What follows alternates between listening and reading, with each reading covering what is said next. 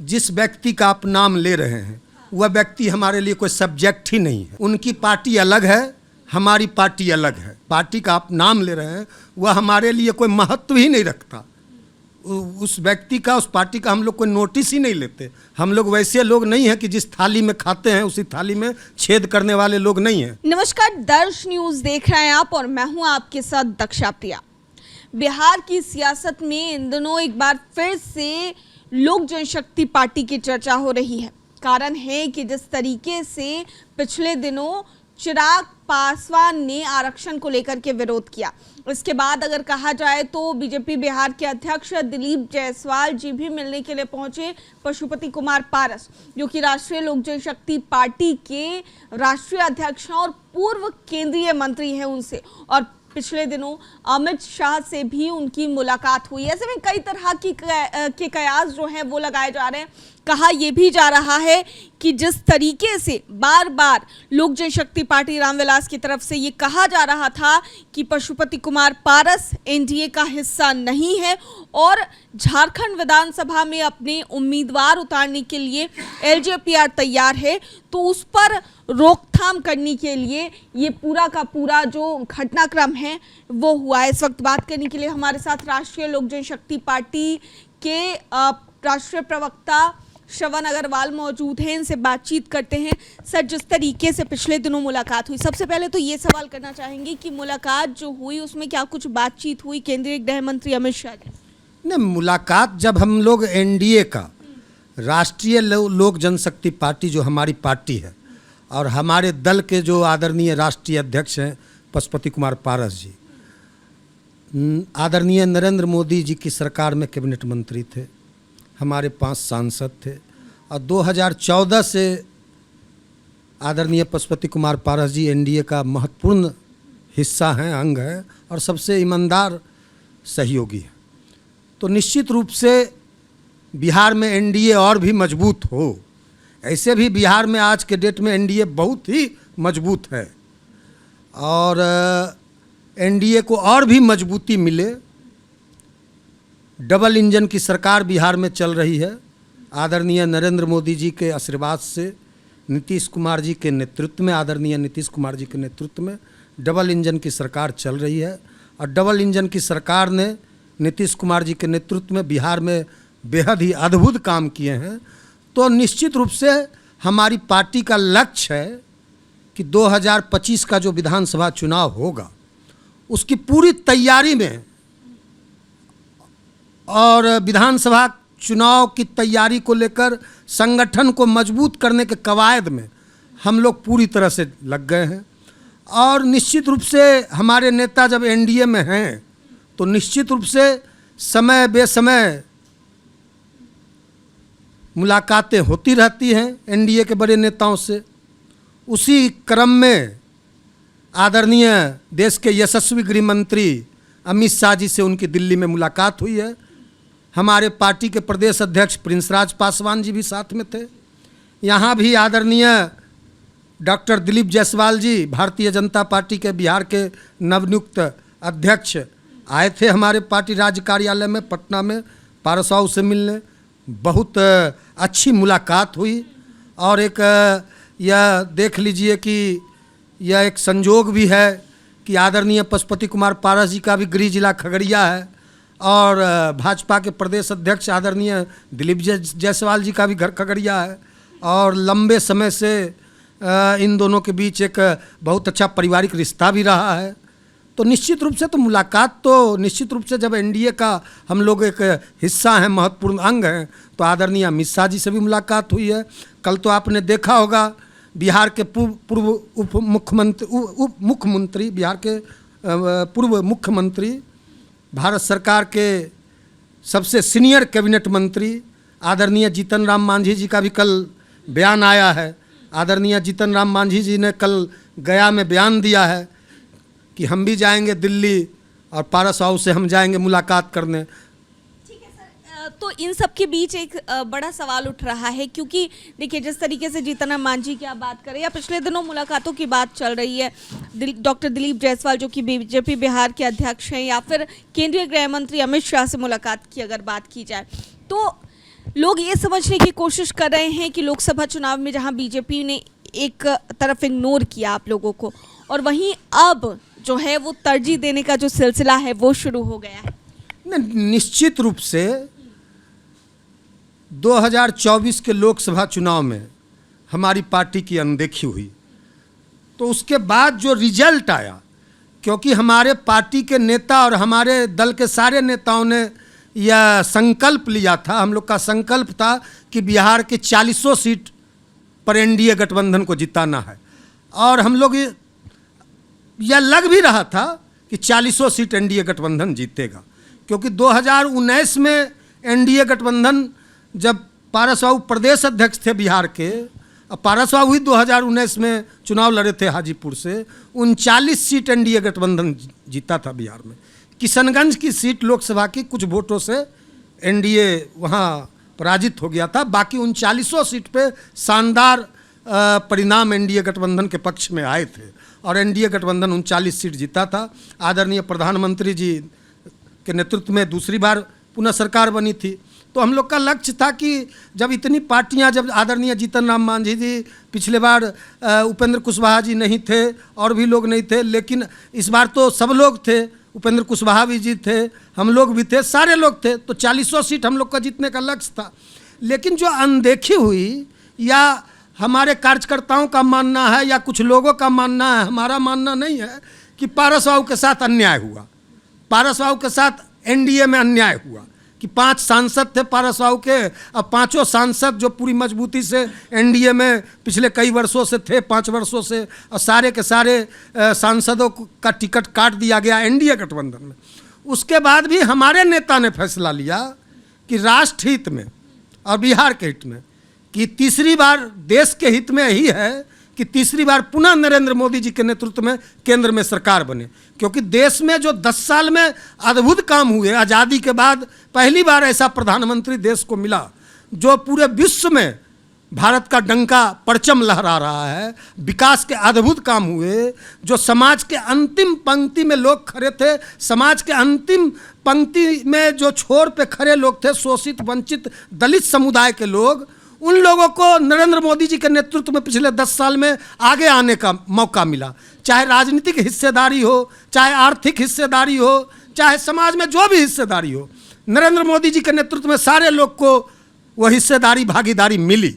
तो पारस बाबू का ये मानना था, हमारी पार्टी के सभी लोगों का मानना था कि नरेंद्र मोदी जी के नेतृत्व में तीसरी बार पुनः सरकार बने, और हम लोगों ने अपनी अनदेखी अन्याय को सबको बर्दाश्त करते हुए एनडीए में रहने का फैसला लिया। लेकिन आप दक्षा जी, एनडीए के शीर्ष नेतृत्व ने, भारतीय जनता पार्टी के शीर्ष नेतृत्व ने, बिहार भाजपा के शीर्ष नेतृत्व ने, जदयू के शीर्ष नेतृत्व ने, सभी लोगों का मानना है, और यह महसूस भी किया है लोगों ने, कि पारस बाबू यदि अलायंस में उस समय अनदेखी नहीं होती, पारस बाबू के भी उम्मीदवारों को तरजीह दी जाती, जगह दी जाती, सम्मान दिया जाता, तो 40 की 40 सीट एनडीए यहाँ जीतता। निश्चित रूप से पारस बाबू की राष्ट्रीय लोक जनशक्ति पार्टी की अनदेखी हुई तो 10 सीटों का बिहार में नुकसान एनडीए को उठाना पड़ा।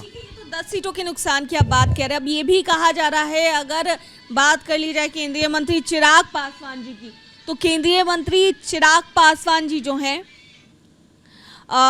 उनके तरफ से आरक्षण का विरोध किया गया, जिस तरीके से जो सेंसिटिव मैटर्स है, सेंसिटिव फैसले जो लिए गए सरकार की ओर से, कोटे को लेकर के जितना भी सवाल उठे उसको लेकर के उनका विरोध किया गया। इसके बाद अगर बात कर ली जाए झारखंड विधानसभा चुनाव की, तो वहाँ पर अपने उम्मीदवार उतारने की बातें कह रहे हैं लोक जनशक्ति पार्टी रामविलास के लोग। इसके अलावा जिस तरीके से वो लोग बार बार कह रहे थे कि पशुपति कुमार पारस जी अब एनडीए का हिस्सा नहीं है, तो कहीं यही तो कारण नहीं है कि हाँ ये मैसेज देने की कोशिश, क्योंकि ये सवाल हमने आपसे पहले भी पूछा है, तो ये 3 फैक्टर तो नहीं हो सकता? नहीं, देखिए दक्षा जी, जिस व्यक्ति का आप नाम ले रहे हैं वह व्यक्ति हमारे लिए कोई सब्जेक्ट ही नहीं है, वह व्यक्ति हमारे लिए कोई इशू ही नहीं है। उनकी पार्टी अलग है, हमारी पार्टी अलग है। हम अपनी पार्टी को मजबूत कर रहे हैं, 243 सीट पर हम तैयारी कर रहे हैं, हम अपने जिला कमेटी का विस्तार कर रहे हैं, पंचायत अध्यक्ष बना रहे हैं, बूथ अध्यक्ष बना रहे हैं, सदस्यता अभियान चलाने का निर्णय लिया गया है, 20 लाख सदस्य बनाने का लक्ष्य रखा गया है, पार्टी को गांव, खेत, खलियान, पंचायत तक पहुंचाना है, पार्टी को और भी मजबूत करना है, क्योंकि एनडीए का हर पार्ट मजबूत होगा, एनडीए का हर हिस्सा मजबूत होगा, तभी एनडीए मजबूत होगा। और हम लोग का लक्ष्य है कि 2010 में एनडीए को बिहार में 206 सीट मिला था, एनडीए गठबंधन को, और 2010 में जो एनडीए को गठबंधन को जो जितनी संख्या में विधायक जीत के आए थे, जो जनादेश मिला था जो 2010 में, उससे बड़ा जनादेश 2025 में एनडीए गठबंधन को मिले।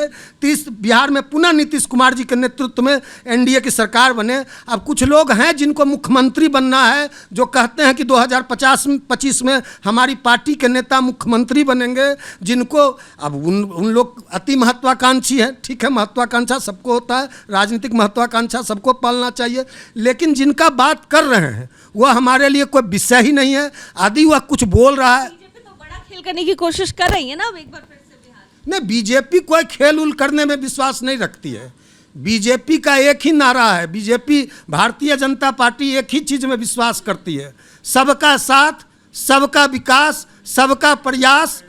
तो सबका साथ, सबका विकास का मतलब यही है कि एनडीए के जितने भी अलायंस साथी हैं सबको साथ लेकर चलने का। तो हम भी एनडीए में हैं, तो हमको भी भारतीय जनता पार्टी साथ लेकर चल रही है। हम भी भारतीय जनता पार्टी के साथ कदम से कदम मिलाकर, जनता दल यू के साथ कदम से कदम मिलाकर मजबूती से आगे बढ़ रहे हैं। बिहार में एनडीए, पारस जी ने कहा है कि बिहार में एनडीए बहुत मजबूत है, बहुत मजबूती से बिहार में एनडीए की सरकार चल रही है। तो हम लोग का पूरा लक्ष्य है कि एनडीए को मजबूत करना है, एनडीए को और भी सशक्त करना है। उसके लिए हम अपने पार्टी को सशक्त बनाने में लगे हुए हैं, अपने पार्टी के ढांचा को सशक्त बनाने में लगे हुए हैं, अपने पार्टी के संगठन को सशक्त बनाने में लगे हुए हैं। जब हमारा पार्टी, हमारा संगठन सशक्त होगा तो एनडीए को भी हम सशक्त बनाएंगे। अच्छा, एक आखिरी सवाल है, लोक जनशक्ति पार्टी रामविलास की जहाँ तक बात की जा रही है, 2-3 दिनों से काफ़ी ज़्यादा चर्चा हो रही है। जब से बैठक उन लोगों की राष्ट्रीय कार्यकारिणी की रांची में हुई, उसके ठीक पहले से ये चर्चा भी हो रही है कि उनके 3 सांसद टूटेंगे, क्योंकि इस पार्टी में पहले भी पार्टी भी अलग हुई, सांसद भी टूटे। तो ये सवाल करना अहम हो जाता है,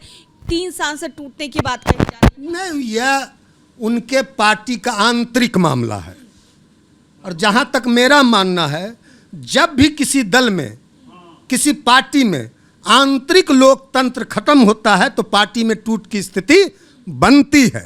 2020 के बाद 2021 में भी, 2020 में लोक जनशक्ति पार्टी में आंतरिक लोकतंत्र खत्म हो गया था। तो उस समय लोक जनशक्ति पार्टी के 5 सांसदों ने पशुपति कुमार पारस जी को अपना नेता माना था। तो किसी भी पार्टी में, देश की कोई भी सियासी पार्टी हो, सियासी दल हो, जहां आंतरिक लोकतंत्र पार्टी में खत्म होगी तो उस पार्टी के वजूद पे, पार्टी के अस्तित्व पे, पार्टी के मतलब नेता पर संकट गहराता है, संकट मंडराता है। इसलिए हमारा मानना है कि जहां पार्टी की, किसी भी पार्टी की यही खूबसूरती है संगठन का कि आंतरिक लोकतंत्र बना रहे, पार्टी का मजबूत रहे। तो यही मानना है, अब इनकी पार्टी का मामला है। तो क्या लगता है, क्या कारण रहा होगा कि इस तरह की अफवाहें या चर्चा, जो भी कह लीजिए, कि इस तरह की अफवाहें हो? अब हम इस पे नहीं जाते। अब वह पार्टी हमारे लिए ना कोई इशू है, ना वह व्यक्ति हमारे लिए, जिस व्यक्ति का आप नाम ले रहे हैं, जिस पार्टी का आप नाम ले रहे हैं, वह हमारे लिए कोई महत्व ही नहीं रखता। उस व्यक्ति का, उस पार्टी का हम लोग कोई नोटिस ही नहीं लेते। हम केवल भारतीय जनता पार्टी, जनता दल यूनाइटेड, आदरणीय जीतन राम मांझी जी, आदरणीय उपेंद्र कुशवाहा जी, आदरणीय पशुपति कुमार पारस जी, सब लोग मिलकर एनडीए को मजबूत करेंगे।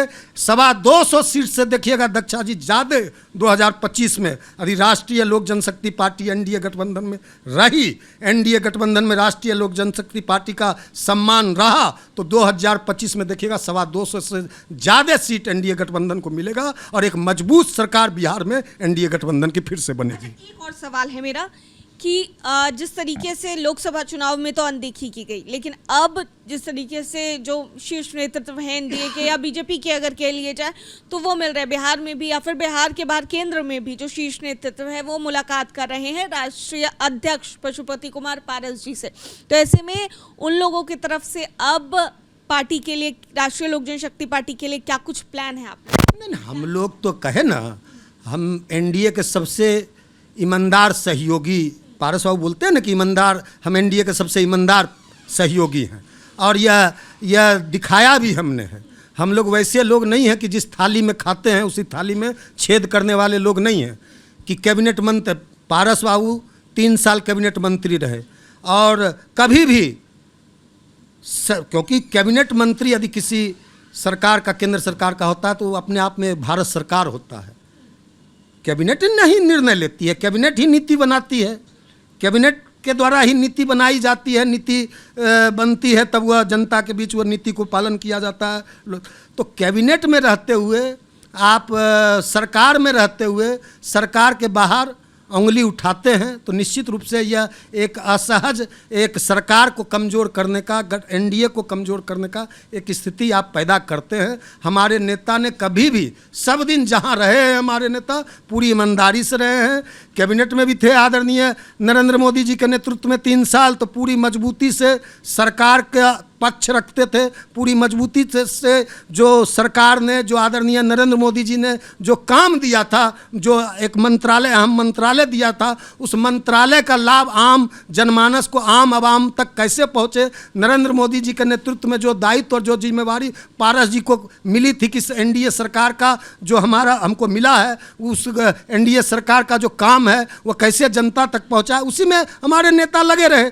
लेकिन कुछ लोग हैं कैबिनेट में हैं, जो बातें कैबिनेट में करनी चाहिए सरकार के, जब कैबिनेट में हैं आप, चाहे जो भी बातें हों, जो आप सड़क पे आके कहते हैं, रोड पे आके कहते हैं, मीडिया के बीच बयानबाजी करते हैं, इससे बचना चाहिए।